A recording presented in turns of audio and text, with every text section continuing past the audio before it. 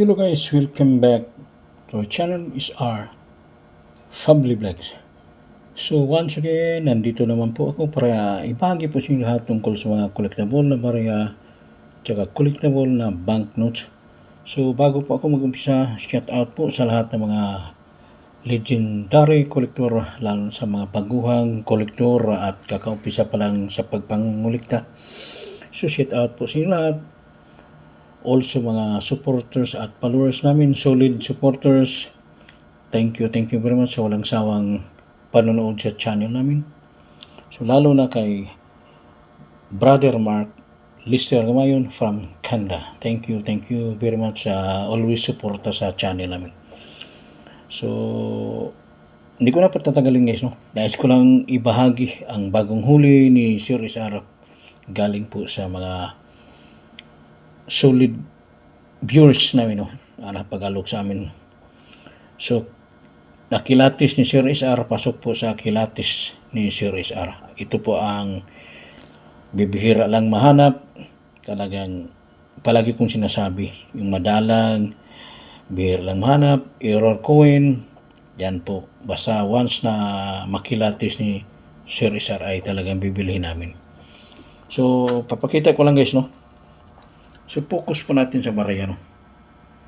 So tanggalin muna natin sa tip na para isa-isahin po ni Sir SR para maintindihan sa mga nanonood. Kami dito ay palagi pong nagbibigay ng tamang impormasyon para sa inyong lahat, mga baguhan, yung palaging pinapaasa dyan sa FB, no? Kami dito ay hindi po kami marunong magsisinungaling. Masaya na po si Sir SR na maibahagi namin ang kunting kalaman namin para sa inyong lahat. Hindi kami nag-after nito, follow and share kasi may sariling koleksyon tayo. Minsan may nagko-comment dyan, sinasabi pa dito sa komento niya, kikita daw muna bago share. Bakit kikita? Wala nga akong kita sa FB. Sariling sikap ko yan. Binibili ko, sariling pira ko yan. Yan. At totoo lang, hindi po kami bulang vlogger na kikita muna sila bago bumili. Kami dito mga sariling koleksyon. Pagkahirap buuhin yan. Hindi lang basta-basta yan kung wala kang puhunan, no?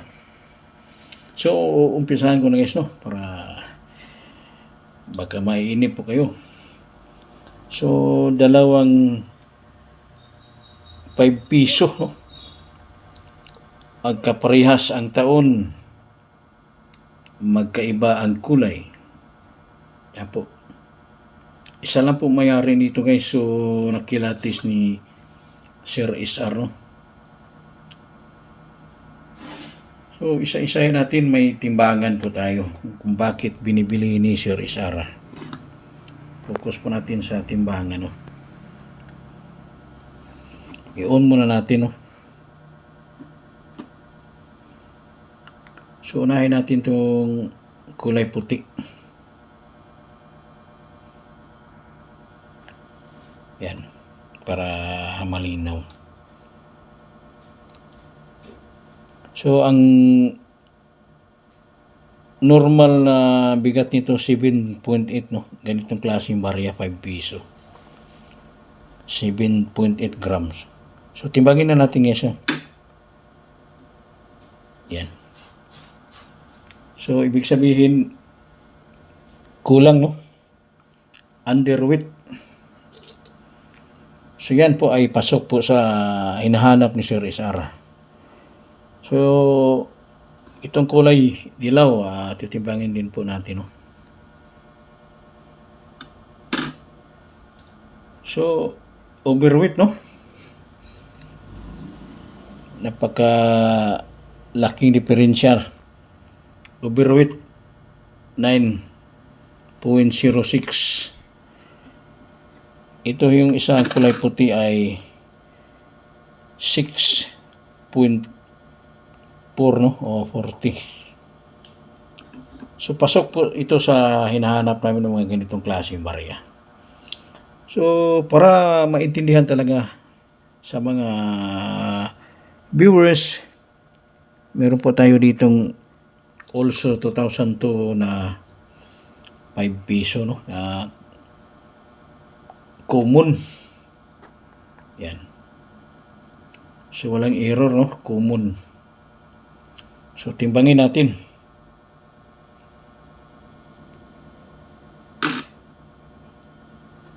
Yan po ang normal timbang. 7.744 or i-round off natin sa 7.8. So, pasok na po ito sa normal weight, no? Yan.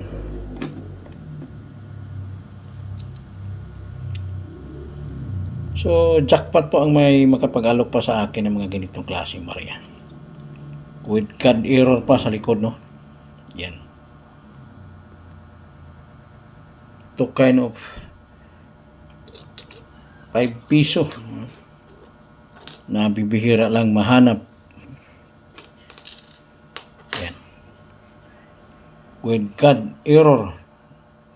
Yan sa mga scallop niya, no? Dito sa gear.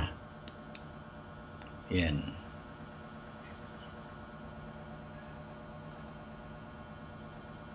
Yan po ay bibihira lang mahanap ng ganyang klaseng barya. Mga rare coin. Yan. So, also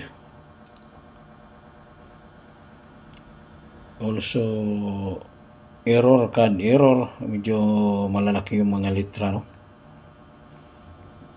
Taka dito, condemn na. Wala na sa ayos. So, compare natin sa normal, no? Para maintindihan talaga sa mga viewers. Yan po. Compare natin yung mga pangalan nila. Yung mga pangalan. Ito po ay common. Ito po ay error. Medyo matataba yung mga litra. Yan, no? Sana maintindihan nyo po, no? Yan. Tsaka sa taon, may pagka-doubling pa yung number 3, oh. Tapos, yun, oh. So, yung edge nila medyo magkaparehas lang, oh. Ang kapal. Talagang bibihira lang ito mahanap, guys, mga ganitong klaseng barya, no? Kulay ginto siya. So, kasi yung ginto kontra copper, mas mabigat yung ginto, eh. Kapag alam ko, mas mabigat ang ginto.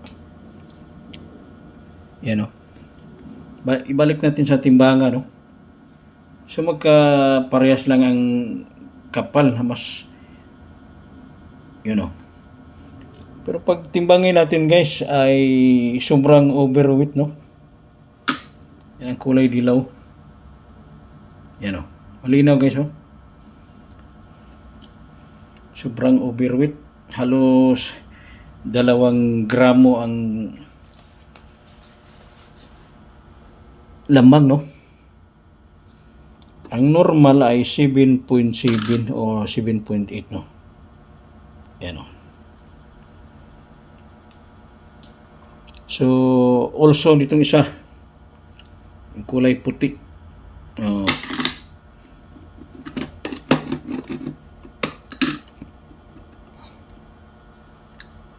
Underweight din. So, sana may makapag-alok po sa akin ng mga ganitong klaseng barya. Ito po ay mga rare coin. Ito ay bibihira lang mahanap ng ganitong klaseng barya.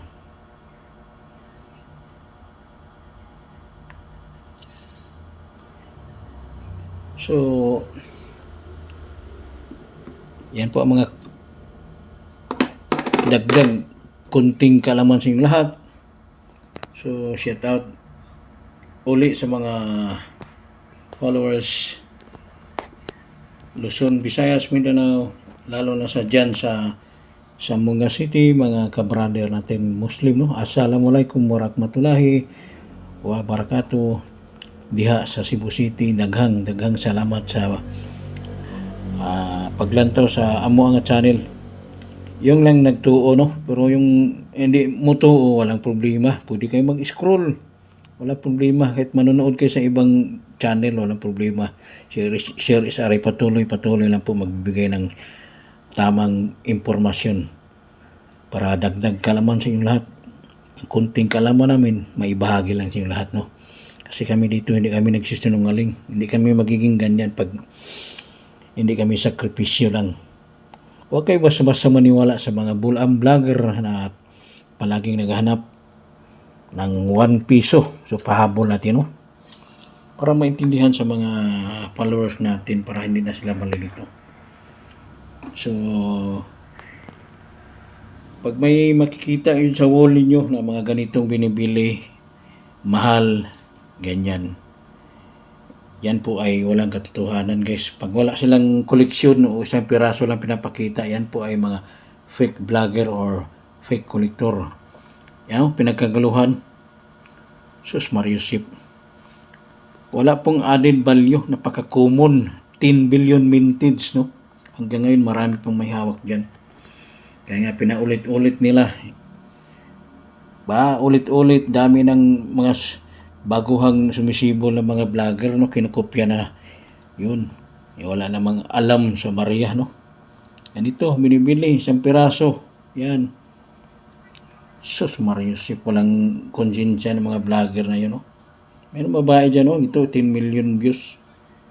Tapos pagtanong, mag-comment ka, halimbawa, mag-alok tayo, sabihin na mamili lang daw sila sa comment section.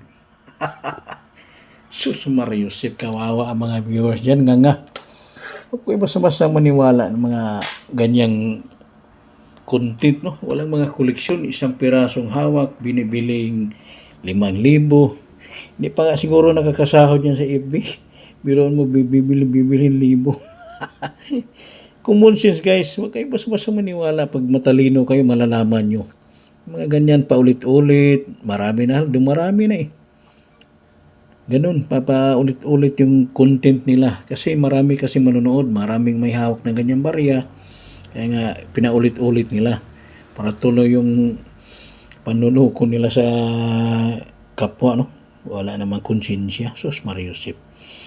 Si Sir Isar po, hindi po kami marunong magsisinungaling kasi may balik yan eh. Alam na alam kung talagang pagwan sa magsisinungaling tayo sa kapwa, may balik yan sa taas.